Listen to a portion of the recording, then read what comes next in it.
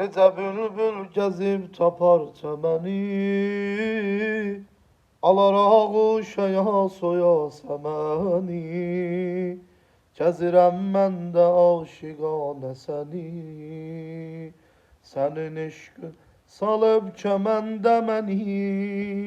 Niyə bizdən dönüb sənin nəzərin, niyə gəlmir ağa bizə xəbərin?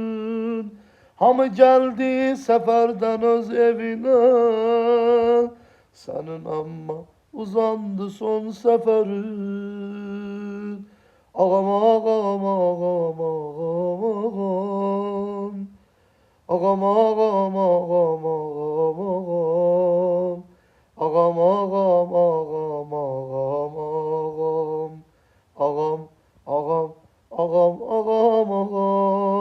Cümləniz mübarək olsun.